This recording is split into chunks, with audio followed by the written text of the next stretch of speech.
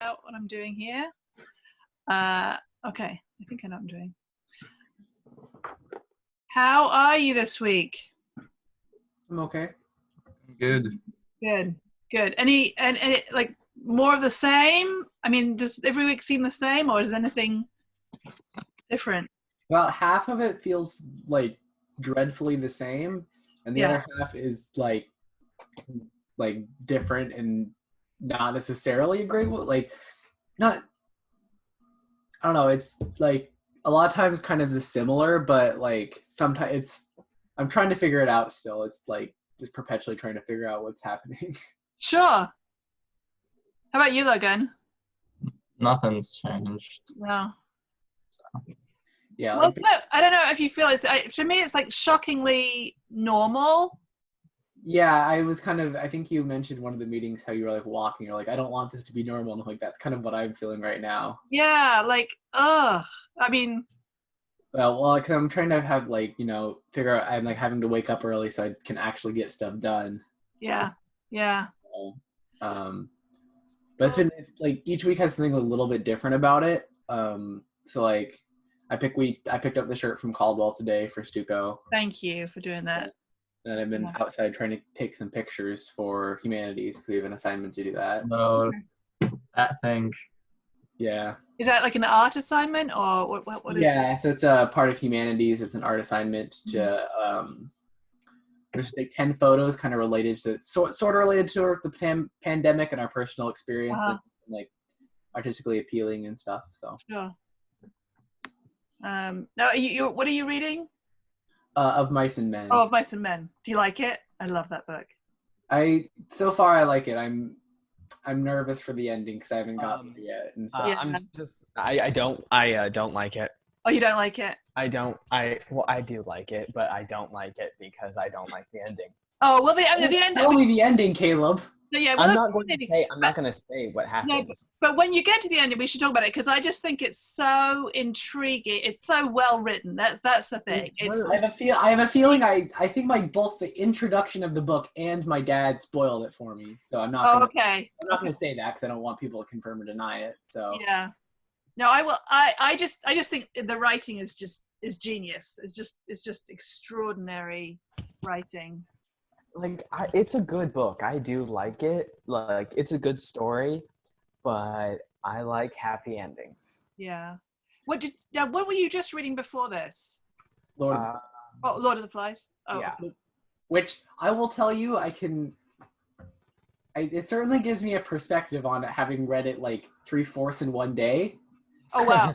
Wow. True. It's like both very rushed and very like I can almost feel like I felt like by the end I'm like felt like I was going crazy. Yeah. It was also probably augmented by the fact that I was listening to music the entire time because I read with music a lot of times. Yeah, same. I think I think a lot of people think that's weird listening to music at the same time as you're reading, but like I like doing both at the same time. Well, I listen to music. I listen to music with lyrics while I read. Oh yeah, same. So Yeah, I can't do that because I either tune out the music or I tune out what I'm reading. Part of it is I kind of want to tune out the music. It helps me focus because I like to listen to the music. So if I don't necessarily want to read the book, I can be like, oh, I can listen to the music and then I can do it. Like, that's how I've started to actually start to enjoy doing math, which is very rare, is I've started to just listen to music and just kind of go through and do it. Sure. Also, like for me, when I read, I find that like zero noise is like annoying almost because it's like too quiet when you're like thinking. I don't know. I don't like that. But that's then also about grading. Today I was grading to Bach. I just put on the Apple Essential Bach playlist shuffle. That was really good. Yeah. That got me through. Well, and for me, because my mind very easily will just rabbit trail, but also just kind of not. Music helps me focus because it impairs my thinking almost. Like it makes me think slower. So I'm able to actually that's why writing is really helpful when I get anxious, is because then I can actually form a complete thought. Yeah, my mind it's processing, right? It's figuring out how to process things. Yeah, because my mind just will come up with half a thought and then just keep going. Yeah. Kind of thing. Wow. Oh, so nice to see you guys. Well, I think it's interesting that some of the choices of things that people have been reading during this time. So, you know, the freshmen have been reading, or they're reading right now, Diane Van Frank. I mean, so that's kind of interesting to have read about one person who's shut up in their house while everybody is shut in their house, and then to read Lord of the Flies, been like kind of a breakdown of society. That's a little alarming, but that's interesting to see that, you know, to have you thinking about that. Well, then of Mice and Men's The Great Depression, how that's like right. And I'm with my 11-12 class, we've been reading To Kill a Mockingbird, which is also in the Great Depression, and so people have been drawing some interesting parallels there. So yeah, I know To Kill a Mockingbird's not anything to do with killing a mockingbird, but what is it about? It's about Alabama in the 1930s, and it's from the perspective of a girl called Scout, who at the beginning of the book is 6, and it's kind of, she's the narrator, so it's really, really clever because it's from a child perspective, but she obviously, because it's the adult writing, looking back on her, you know, childhood, she kind of captures what's going on, even though the child at the time doesn't realize, if it makes sense. And her father is a lawyer in this small town in Alabama, and he is asked to defend a African-American man who's accused of raping a white girl, and he takes on the case and he actually defends him, which he wasn't expected to do, you know, because they just automatically. Well, yeah, because that's like one of the things in the book that are Of Mice and Men, because I don't know if Eli. Yeah, I've read through chapter 4, and I'm also not that attached to it. Like I'd be. No, we still shouldn't spoil the ending, though. I wouldn't like to get it spoiled, but if it was like accident. Well, no, we talked about it yesterday during the Zoom call. Yeah, that's what I was thinking. Yeah, I read through chapter 4. When Lenny goes into the barn where the black man lives. What's his name? Crooks. Where Crooks lives, and then Curly's wife comes in, and then he's like all irritated. He's like, "Why can't I have my own space?" When I mean, in reality, he's only saying that to her because he doesn't mind Lenny being in there, or Candy. But and then she goes and she yells at him and it's like, "Do you know who I am? Like I can get you in trouble." Like and then like that. Yeah. She basically says, "I can kill you on the way." And the thing is, even though Lenny and Candy were there, they couldn't do anything about it because they still have no power, I guess. Yeah, there's this great line in To Kill a Mockingbird, which in my top 5 books of all time, but where they talk about how Tom, who's the African American guy, says he was dead as soon as this girl opened her mouth and screamed, because he can't win. Like he either, you know, whatever. As soon as she's kind of accused him of something, he's completely stuck. In fact, as soon as she kind of, anyway.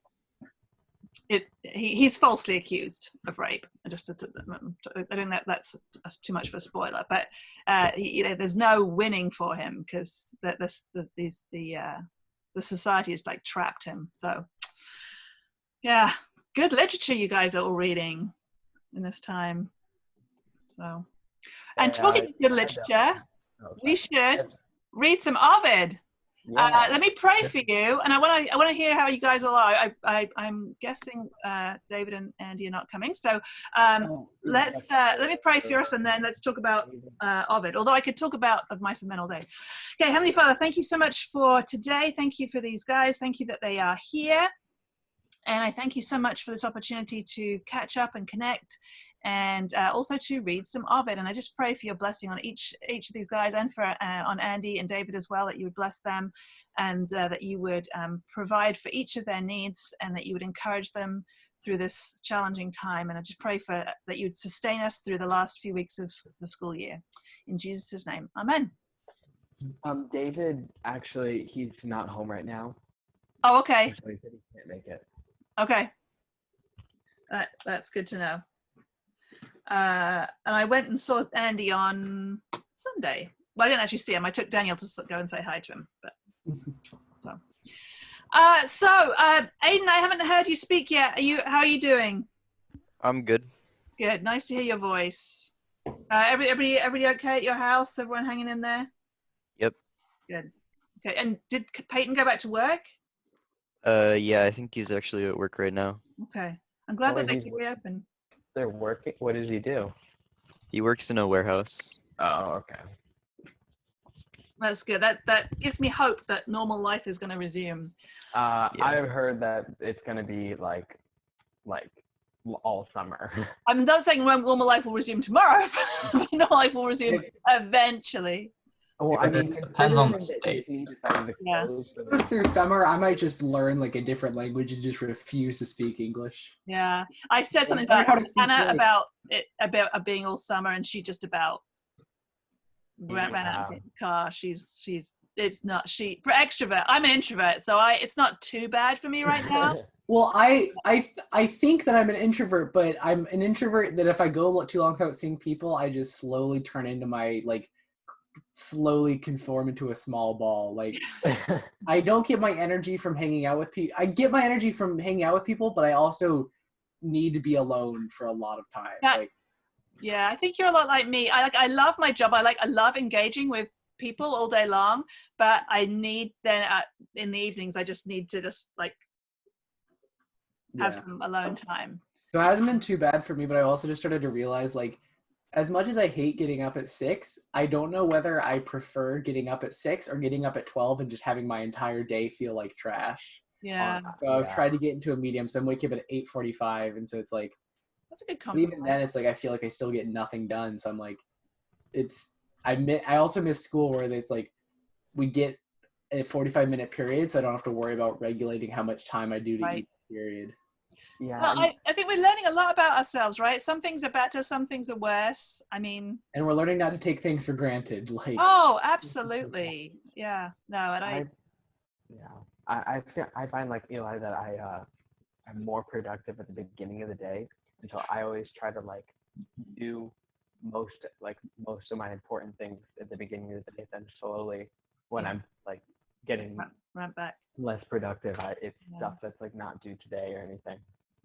So I'm productive at the beginning of the day, and then I get like a second wind at like between 8 o'clock at night and like 11 o'clock at night.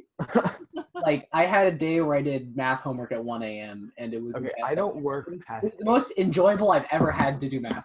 It was Wow. wow. actually fun. Gosh, That's weird.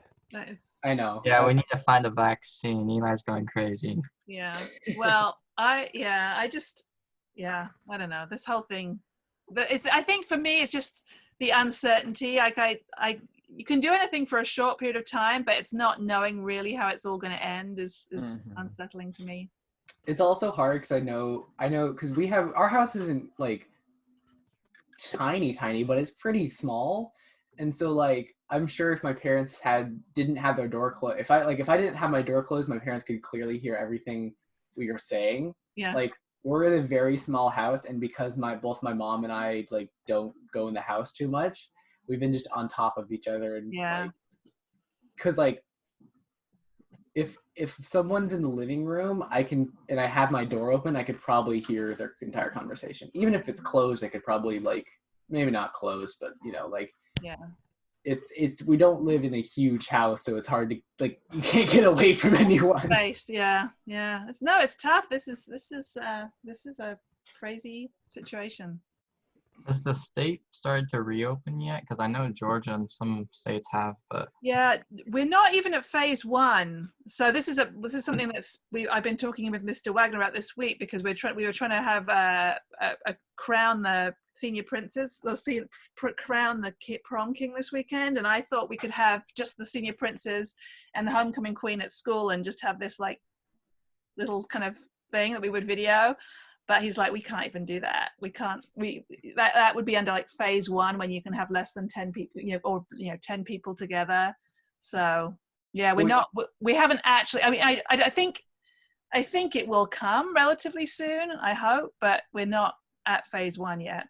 What I will say is I'm glad that Oregon has been like trying to flatten the curve because I think like apparently there's been like New York's been like super like tons of people are dying. And so Oregon's been like pretty good about it. It's been hard, but we've been like, generally it's been pretty good. It seems like, no question, we have succeeded in not being decimated by this, but at a high cost, obviously. Yeah. Well, the reason why New York is so hard hit is not because like we're necessarily doing a better job. It's just because you can't be 6 feet apart in New York Yeah, City. Like, it's impossible. Population. I realize that New York is super crowded too. Like 2 square miles in New York is probably like the entire population of like one of our bigger cities. Yeah, I know. Yeah, Still. That's why But it's also disproportionately affecting, minorities and immigrants and low-income people who maybe didn't get as much like information to start with. I mean, I don't know. It just. What do you mean? Well, so there are certain groups amongst in New York especially. It's hit certain demographics of people much harder than others. Certain groups of people who either live much more densely, like their population density is just higher. So, for example, Hasidic Jews who just have this very strong family-oriented community, and they just live lots of people to a house, and they just haven't wanted to stop having their kind of community gatherings. It's been bad amongst them. Apparently, the mayor of New York had to break up a funeral yesterday or the day before. Because no one was respecting the social distancing. They were all gathered together. But then people who don't speak English, and maybe low income people, a lot of immigrants who are working kind of low income jobs who just didn't. Anyway. What does low income have to do with it if most of the people like aren't even working? Oh, because low income people tends to be the people who are still, people who are still out there doing whatever they can do. If it's only essential workers, what would they be doing? Yeah, I don't exactly know, but I know that that being able to stay home and work is a privilege, right? Not everybody has a job where they can do that, and so some people have still been going out to work if they can, or whatever kind of work they can do. What has your husband been doing? My husband? Yeah, he's working from home. He's probably spent more time on the phone in the last 6 weeks than he has in the last 6 years. He's just been calling everybody at church, and then he records his service. He records the service, and then. How does he do that? Like, what does he do for it? He actually goes down to the church, because the church is like a block away from our house, and then he 2 blocks. He preaches to an empty church. And it's all recorded, and then it gets all put together with music and readings, and different people like phone in there. Well, they don't phone in, but my church has been doing a lot of stuff like that, and they've got it pretty good. The videos are pretty good. And every week they post it on Facebook, so they do like a Facebook premiere or whatnot video for it, and then everyone's watching it at the same time. Yeah, a lot of churches are doing that. We decided not to do that, so we just have it on YouTube, and people can watch it whenever they want. So I guess, people could watch it at 9:00, but we don't put it out live. We just put it out. So so my husband and I, for example, are people who can stay at home and do our jobs. That's a privilege, because either you lose your job and you can't do it anywhere, or you have to go out and expose yourself to danger to work, in a store or. Well, and I know like my family's been lucky because my dad works from home anyways. Right. And which is nice, because it's like I've done online classes, so I'm at least a little bit more prepared. And then my dad works online anyway. But like my mom has probably 3 times extra work, because she works in a thing that manages like I think retirement funds. Yeah. So like their whole CARES Act has meant that she like is way busier. Yeah. Oh, going to online teaching. I thought I was busy before this. This is insane how much work it is. How time it's really bad. It's. I love it. I'd rather do it than not have a job. But boy, it's crazy. But anyway, let's have some education. Not that I don't love talking to you, because I do. First of all, tell me how you did with. Well, let's see. Anyone got any comments about the end of the last week's stuff? I haven't graded it yet. Got any questions or comments or things you liked or things you didn't like or?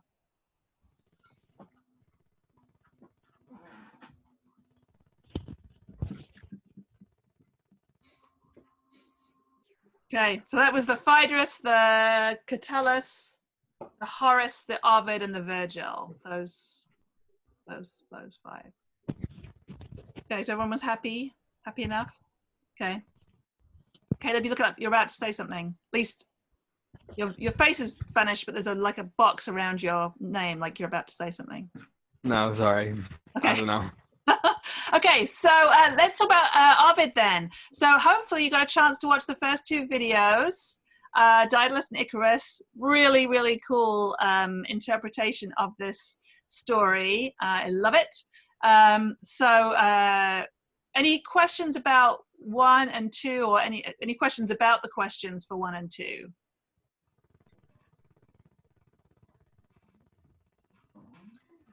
I don't really have a question. It's more so just a comment. Yeah. That is like interesting because it feels like in 2, Icarus is portrayed as like a really little kid. Yes, good. And then in all of the paintings, and like when I first read it, or like read or heard some interpretation, but in all the paintings as well, he's portrayed as like a teenager or an older teenager. Like Exactly. That's what I was thinking too. Good. I was wondering if I would have to fish for that observation. The only thing I can think about that is because in the story, like when he's soaring and Dalius says like, "Don't go so high, don't go so low," I can see a little kid being more of not listening and doing that. But I don't think it's that big of a thing. But I just like that is very weird how it's portrayed as 2 different things. Great. Well, then you've got the main thing that I think, well, not the main thing, but you've got something which is really key about this. And to think then, what difference does it make, just as you're saying, Caleb, what much difference does it make if he's a younger child? How does that change the story? It makes it like a lot. I think it makes it almost more sad because I think if he's like a teenager or older, I feel like, because whenever I heard it, I felt like he was like, it wasn't just that he wasn't listening, it was like he was like almost prideful about it. He's like, "Oh, it's fine, I got this, I'm so good at this." Yeah. Whereas little kids are like, "Oh, I'm going higher." So it's like he seems a little more innocent, like it's the maturity level definitely changes. Yeah, I think that's a huge factor. It's really interesting that Ovid makes that choice to make him this little kid, and I think that will have an impact if we have time. We should have time to read this next bit, and we hear. And I think what's interesting about this is that it's really from Daedalus's point of view, and so these next 2 sections that we're going to read today, hopefully, are predominantly Daedalus. From Daedalus's perspective, and if Icarus is a younger kid rather than a teenager, just the compassion that Daedalus has, for his son is just so much more intense. I think it's really quite powerful. So why do you think all those artists portray him as a teenager then? I don't know. I think it feels like it almost, because there was like, I didn't really like a lot, like, I feel like for a lot of them, it was like less focusing on the actual thing and more just trying to kind of force it on. Yeah. Like some of the landscapes was like kind of cool that it's like show like how it would look for a landscape, but also, I don't know. I think it's almost like the artist just was like, I just kind of want to draw an adult kind of thing. Like they don't necessarily want to they don't want to paint a younger kid. Yeah. Yeah, and also I feel like maybe their perspective of reading it was different than ours. I mean, yeah. I don't really see how that's possible though, because I really think it sounded that way, but maybe they just think it's perceived better by others, like when they view the art. Yeah, it's hard to say. Yeah, no, it's so interesting. It's such an interesting perspective. Yeah, I like those. I mean, I do have a favorite piece of art, which I will tell you at the end, maybe if we have time. But of those pieces of art, I think it's interesting that you have the artist picking different points in the story. You know, the fitting of the wings, or the moment of takeoff, or the moment where they starts falling out of the sky, or the moment. I mean, that those last ones where he's hit the ground or the water. You know, He's very dead. he is dead. Yeah. And then He's also, not dead, he's just faking it.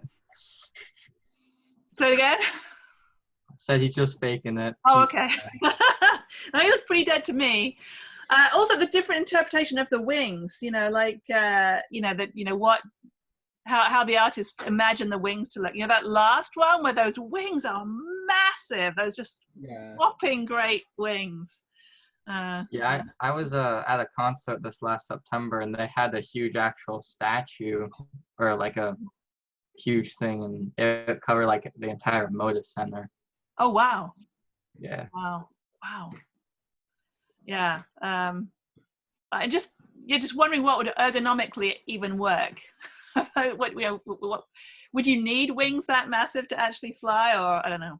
I think somebody actually tried to do that. I think Yeah. I don't remember exactly who it was, but I think there was like a Muslim guy in like Spain during the medieval era that tried to fly. He jumped off of like this citadel. I think he survived, but I think it was based off the design or something.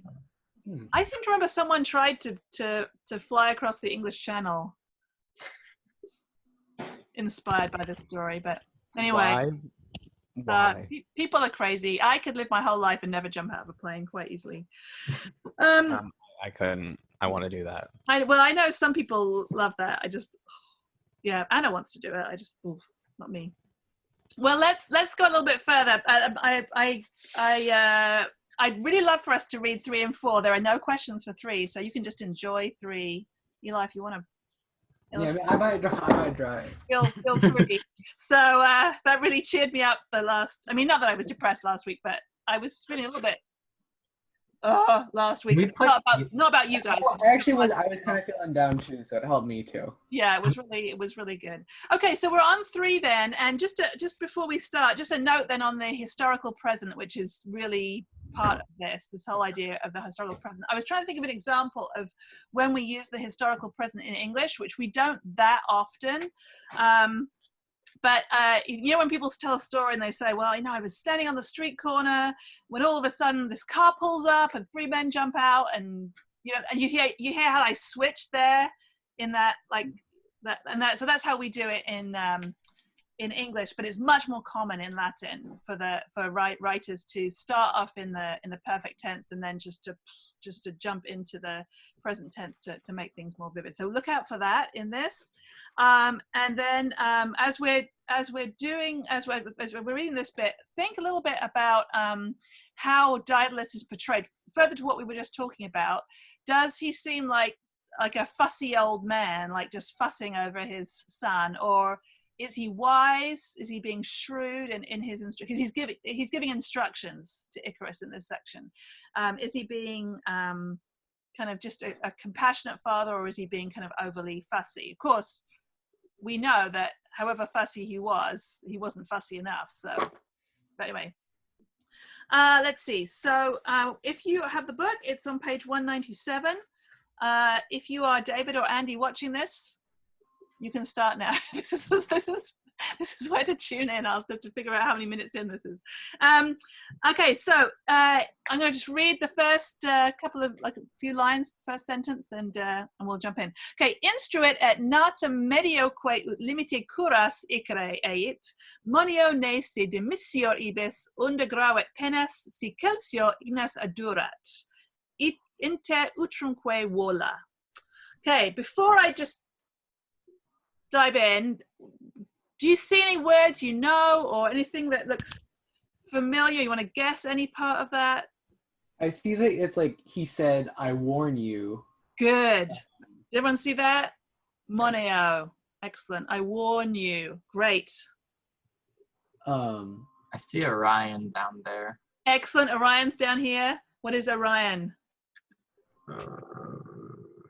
The hunt for the star thing. Yeah, the constellations. Yeah. So if Orion out here is constellations, what does that tell you about Bhutan and Helicon? Probably. They're also probably constellations. Yeah, they're also constellations. Why might he be mentioning constellations? It might be night. Right. So it sounds like they're going at night, which is interesting. Yeah. Well, it makes sense if you want to like escape. Like, Yeah, it makes yeah, sense. But, like every other interpretation says it's during the day because Right. it melts in the sun. So it's like there must be day, but it's like, well, it doesn't have the sun doesn't go away. Right. You know? Right. Well, so it begs the question: are they sneaking out at night, which would kind of make more sense? Does the sun part? Does that mean that they've actually traveled further than we think by the time things go wrong? Mm-hmm. Well, I know that in one of the paintings, I think it was Peter Bruegel's, he portrays it as like they're right next to land, and when he falls into the water, so maybe. Yeah. So right. So I mean, and again, with a young child, you know, you can get a kid to do something for a short period of time, but once they get bored, I mean, so that's an interpretation too. I'm bored of living. I'm gonna go swim now. Yes. Yeah. Another question is: Does Ovid or does Daedalus think that once you're up in the air, you're going to see the stars even if it's day? I mean, there's various kind of interpretations of that, but yeah. So he's talking about constellations, seeing the constellations at that point, and actually he's telling him not to look at the constellations. So we'll talk about that in a minute. Anything else you notice that? Well, I recognize a couple words, like the word for middle and sun and stuff. But... Good. So we've got, medio, middle here. Good. Is it like limit your curiosity, Icarus? Because Kuros looks like Actually, Kuros is the verb there. So so it's going to be I warn you, Icarus, that you run or you fly or you take a middle course. So medio, middle, and then limite. Limite, I think in the vocabulary is like it's almost like the sense of boundaries. So he's saying to his son, take a middle course. So what's interesting here at the kuras is we've always had kuras as being run. So I warn you that you run. It's like an indirect command. I tell you to run, but he's not going to be running. He's going to be flying. But you've got that sense of movement. Let's see. So instruit, he instructed or he equipped or he fitted his son. Remember he's putting wings on him.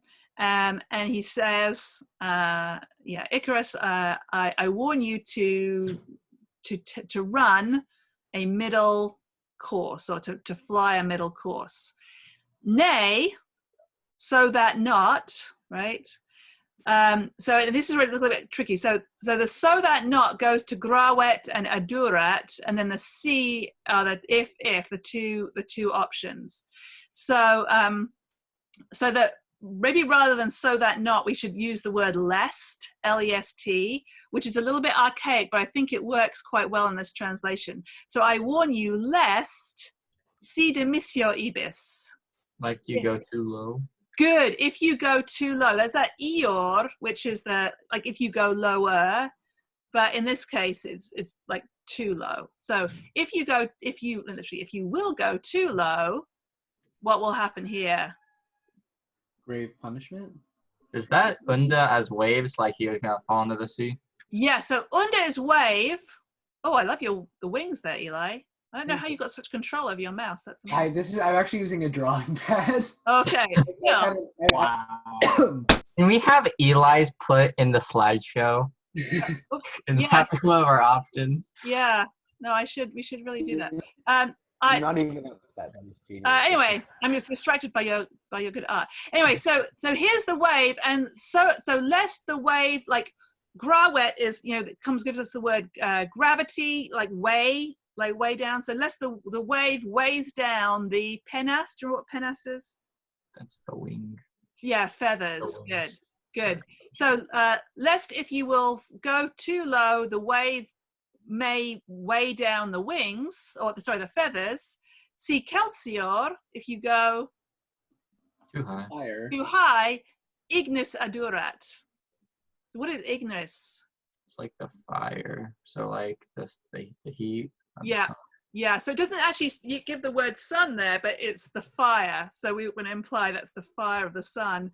Adurat, I think you've got in the vocabulary, It's like burns. will burn. Yeah, may burn. So those are the two concerns, right? The water will may weigh down the feathers, or the fire may burn, and then it's kind of implied the feathers. We call that ellipsis, where they don't repeat the word feathers, but it's applied there.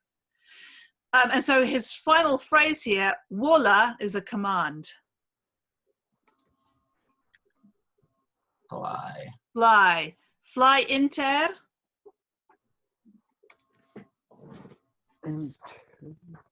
That like between or among? Yeah, good. So fly between the two. So he's really instructing, he didn't say just, he said hold the middle course, and now he's saying what that means, between the sun and the waves. And then this next section here, necte spectare buten aut helican ubeo strictumque Orionis ensem me duce carpe viem. Oh, this is great. Carpe diem. Exactly, good. So here's the main verb here, ubeo, I order. That you don't Yeah, that you don't. look at Good. the helmsman. Yep. The Or, great bear. Right. Or unsheath Orion's sword. good. The unsheathed sword of Orion. Good. So he's it's like he knows his son is likely to be distracted when he's out there. So he says, don't look at these constellations. I mean, how cool to be flying and to be right there with the constellations, but don't be distracted, he's saying. Me duce, comma, carpe viem. Is that like seize the way to lead me or something? Yeah, seize the way, exactly. Yeah, so with me leading, or with me as leader, what do you suppose he means by seize the way? Like figure out the path, or Yeah. like fly that. Yeah, so literally pluck the way, so take the way. So it's So like just saying like get started and get follow. the path. get started, exactly. Very good. Good. Okay, so pariter means at the same time. So pariter praecepta volandi tradit et ignotas humerus accommodat alas. So at the same time, tradit, what's he doing? He gave. Yep. Is that like the instructions to Uh-huh. fly? Good. For flying, there's the gerund there, right? So that's the verbal noun. So at the same time, he hands over instructions for flying, volandi, and accommodat, which kind of means fastens. So what's he fastening? It looks like humerus, which is like a shoulder or something. Like Yeah. what Yes. though? So this would be to the shoulders. So he fastens to the shoulders. Ignotus alas. Oh, alas are wings, aren't they? Good. Yeah. So ignotus would be.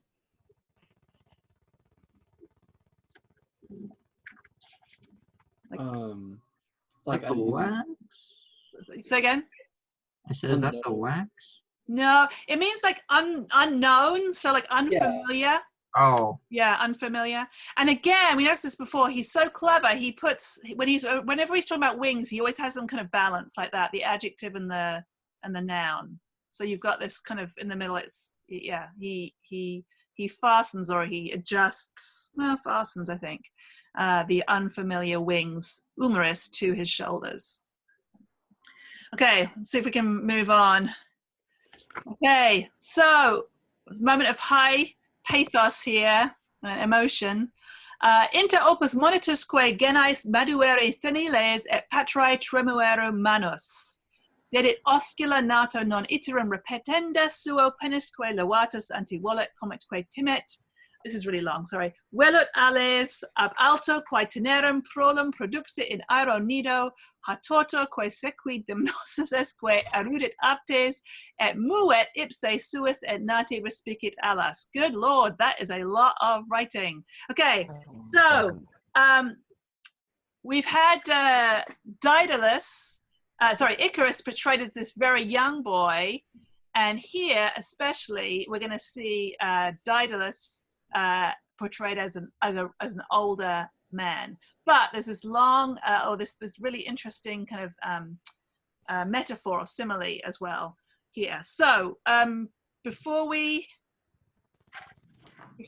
go into it again, words that you notice or you recognize, or phrases that you recognize. So is Gene twins, and so it's connected to I'm assuming it's something to do with the wings. I just don't know what it's connected to. Genai is actually cheeks here. You're thinking Gemini, Gemini. Oh yeah. So this is cheeks, like cheek. I recognize the word for fatherland. Good. Yeah. Which is interesting because actually here it's going to mean like father, but right here it does look like fatherland. And then I see oscula. Good. Which are? Lip. I can't remember. I have two ideas, and either way, it's a weird guess. My first one is eyes, and my second one is kiss. Kiss is the right one. Okay. It can't be worse than No, we're not gonna stop. We're not gonna bring anything up. okay. Let's move on. Okay, good. So there's going to be a couple of really kind of glimpses of foreshadowing here. So look for the foreshadowing. Great. So inter opus modusque, comma, genai madere seniles. So between the work and the warning. So the father's doing two things. He's like working, like fixing the wings, and he's giving these instructions, right? So between the work and the warning, opus monitusque, genai seniles, like seniles obviously is, what does it remind you of? Like an old person? Yeah, the old person's cheeks, maduere. And this is the poetic form of maduerunt. So the old elderly cheeks grew wet. He's crying. Yeah. And I think this is really because in some interpretations of the story, Daedalus is so arrogant, and Ovid makes him so human in this, so sympathetic. So here's this guy fixing these wings onto this little kid, and even though he's a genius, he knows this is a big risk. So the elderly cheeks grew wet, and patre tremuerum manuus. The father's hands trembled. Yeah. It's very powerful. Dede oscula. He gave a kiss. Yeah, multiple. Yeah, kisses. So he gave kisses, nato suo. To his son. Yeah, to his own son. Non iterum repetenda. Never to be repeated. Yeah, not again repeated. So here we have this moment of foreshadowing. We've had foreshadowing before. You remember yesterday when Icarus is playing with the feathers and not realizing he's handling his own demise, his own danger. And so here again, this really moving moment where he's kissing him, and that this is going to be the last kiss. And then and then suddenly they're off, right? Levatus, having been raised penisque by the wings. Yeah, the feathers, having been lifted or raised by the feathers, ante volet comique timet. So this is Daedalus. What's he doing? He's Volare. That's flying, isn't it? Yeah, good. He's flying ante. Before. Good. And Timet, what's he doing at the same time as he's flying? He is Like fearful. fearful for his komitikwe. That's like companion, aka. Exactly. Yeah. Excellent. Yeah. So he's flying before he. I mean, there's that great picture. I don't love it, but just that moment where they kind of step up. They're stepping off the tower, right? They're just like taking off. And what's interesting there, I think, is that I think in that painting, Icarus is flying first. Where the point here is that Daedalus is going first. He steps off and he's fearful for his companion, and then the rest of this sentence here is an analogy comparing Daedalus to a bird. So, well, look, just as Ale is a bird, Quai, who has produxit, brought forth her tenarum proellum. So we had this back with Pliny. You know, when Pliny asks Trajan whether he should punish the people of tender years the same as he should punish the older people. Remember that? So this is the same word, that the idea of slightly helpless, tender-aged proellum or prolem, which is offspring. In aera ab alto nido. So a mother bird who has like brought forward into the air her helpless offspring from alto nido. What nido is? That ground? No, where would a mother bird like chuck her babies out of? Like a nest. Nest, yeah. So that nido is a nest, and then alto.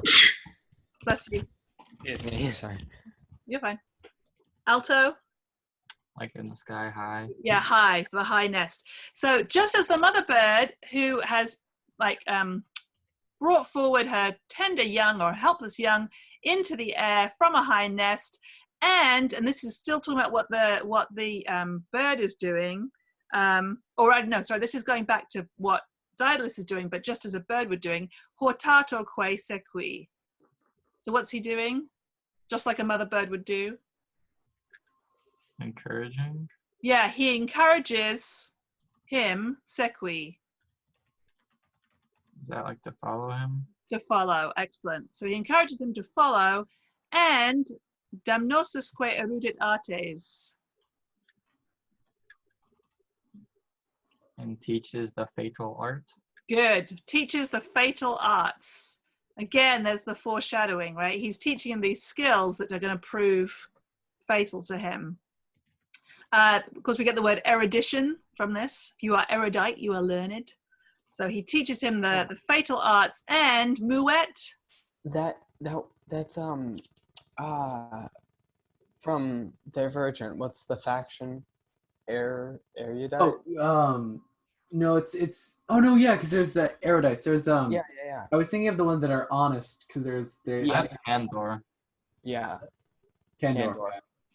And do those have Latin roots? A lot of them, I wonder. Because erudite Candor is from candidatus, which is like, because wasn't that right? Isn't that like honest? And what about what was the farming one? Like Miss Humphreys and Logan. Oh, I didn't know if you were asking me. What word? Like candor. That's from Latin, right? Like, isn't it candid? Yeah, like honest. Yeah. What about What book is this? Divergent. Oh, Divergent. Yeah, I read that book. I was just reading about that author. Apparently, she's like a multi-millionaire. She actually made a ton of money. I bet. Yeah, ton of money. I mean, they also made a movie off of it. Though the movie isn't even the book. Like, I don't like that. I read the books. I didn't see the movie. It's not the same ending. Oh. I don't know whether I'd like that more or less. He doesn't die. I'm kind of ambivalent on the ending of Divergent because I don't know whether I like it or like dislike it. I think I like it because it's a little bit like, I don't know, but it was an interesting ending. It was. Yeah. Oh, it's a very imaginative book, series. Okay, I'm really eagerly to finish this because we're just about to get to the best bit. Okay, so he moves Suas. So Suas and Alas, again, when they have the wings, they're always separated out a little bit here. So he himself moves his own wings and respicit, he looks back at the wings, nati, Of his son. of his son. So you've got this great image of Daedalus, like a mother bird, flying ahead, right, and looking back. He just keeps looking back at his son and kind of instructing him. Okay, last sentence here, and when you read this, you'll know which picture is inspired by this. So what's strange about this sentence is that the main verb is down here. Well, actually, there's three main verbs: vidit, obstipuit, and credidit. So he sees, he's amazed by, he believes, right? Or he believed. I guess they're in the perfect tense actually. He saw, he was amazed, he believed. And then the direct object is hos, them. So what we've got here is this really cool moment where Ovid imagines three people noticing this miraculous thing in the sky, right? So you know what I'm talking about right now. So so exactly. Aliquis is someone. So we've got the three people. We've got someone here, and then we've got pastor, a shepherd, and arator, plowman. So someone, while captat, well, I'll just read the whole sentence. Aliquis tremulodum captat harudine pisces. So who's the first someone? A fisherman? A fisherman, good, yeah. So someone, while catching, or trying to catch maybe, pisces, fish, tremula harudine. Harudine is rod. A trembling rod? Yeah, like a trembling rod or a quivering rod. Why would the rod be trembling or quivering? He's like afraid. Right. Well, that's great because it's kind of double meaning. You got this double meaning of fear, but why else might a rod be Something trembling? could be on the line in the actual. Right. Yeah, that whole kind of yeah. I've never fished in my life, but I understand. Right. You catch the fish, and then if it's pulling at the other end, you've got this shaking.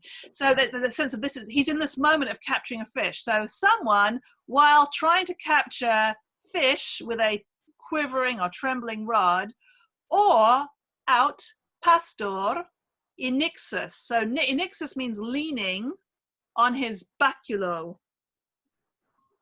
Is that like cane? Yeah, staff, stick, whatever. Arator is the plowman, and again, inixus is going to be used for him as well. Leaning on his the way here is another oar. So stiwa is a. Do you see it in the? A plow handle. Oh, yeah. Yeah, plow handle. So you've got these three people, someone trying to catch a fish, or a shepherd leaning on his staff, or a plowman on his plow handle, saw and were amazed and believed, credited, those who possent were able capere itera, or itera capere. Just Is that like capture the sky? Exactly. Seize the air. Right. In other words,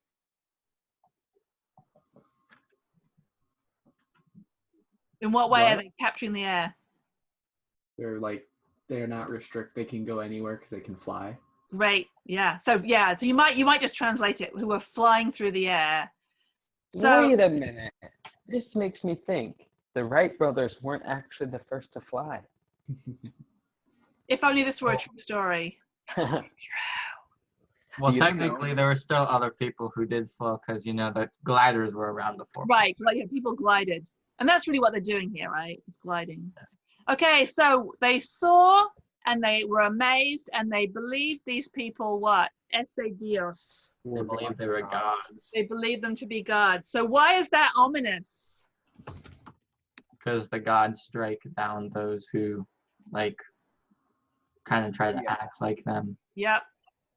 They don't like being seen as not the only gods. Right. Yeah. Oh, so good. Can you Yeah, I see like this the one. screen here? Mhm. Are you? This is my Can you see?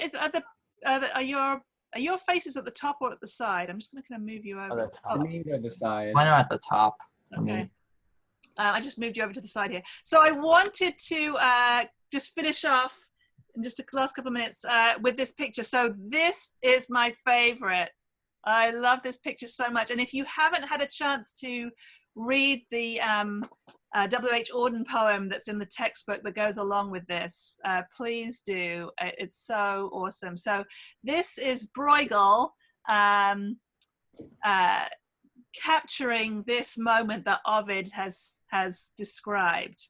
So here we've got down here, you see it, we have the fisherman with his fishing rod, and then here the shepherd on his staff, and here's the plowman. And where is Icarus?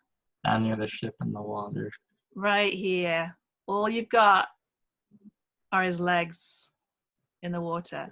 So clearly Bruegel is inspired by Ovid, right? He's got these same three characters that Ovid came up with: the fisherman, the shepherd, and the plowman. But what has Bruegel done very differently from Ovid? Well, they're just like going on their average day. They're not really paying much They attention. completely missed him. Excellent. They're both so profound. I love what Ovid does, where he has these people see these people flying in the sky and be and are amazed. And I think, is it the previous one? This one is kind of where they're looking up at them in the sky, right? And the plowman here is looking up at them in the sky. That's more of what Ovid was doing. But Bruegel is saying something quite different. He's saying even at the times when something so remarkable has happened, life will just go on. Like life just goes on. And of course, W.H. Auden, the poet, writes about this so amazingly, how, you know, a boy just fell out of the sky and life just goes on, which is just really remarkable. Is that Musée des Beaux-Arts? Musée des Beaux-Arts, that's Okay. the name of a museum in Paris. So Auden is talking about going to this art gallery, and so the poem is really about suffering, right? About how the old artists, the old masters of art, knew that suffering takes place when life is going on. And he's referring, the other painting he's referring to, there's another Bruegel painting of the crucifixion, and you've got, you know, this terrible thing happening. Jesus is being hung on a cross, and this horse is just like scratching its behind on a tree. I mean, just like ordinary life is going on. People don't defer to the enormity of what happens. There's another very famous Bruegel painting of Mary and Joseph showing up to Bethlehem in the census, and it's just all this kind of chaos of life going on. And you know, here's the Mother of God showing up in this village, and nobody pays any attention. So that was something that Bruegel was really kind of preoccupied with, which is just really, really interesting. I remember this from last year in world history. Yeah, I do too. Yeah. Yeah, we talked about that then too. So I'm a little obsessed about this because I just think it's so cool. So cool. So I have to go to another meeting, sadly, but hopefully that helped you get through the next little bit of the poem. So I'm going to help you translate the last section, and just to hopefully kind of really draw out the character some more of Daedalus and Icarus, each one, as we get to that moment, because obviously these are the people in the section we just read, but in the section we just read, Daedalus and Icarus is still up here. He has not fallen into the water yet. I really like the point that one of you made, I think it was you, Logan, that how close they are to land at this point. That's the other thing, how close they are to freedom, which is very, very moving. That's really sad. Yeah. Whew. So last thing is, I did post the Kahoot today. I didn't post it earlier because you can't actually really do it till we finish the poem tomorrow. So once you've seen the last section, you can play the Kahoot. Okay. Okay. So good to see you. Thank you, guys. Miss you. Thank you. Okay. See you soon. Take care. God bless you. Bye. Bye. Bye, guys.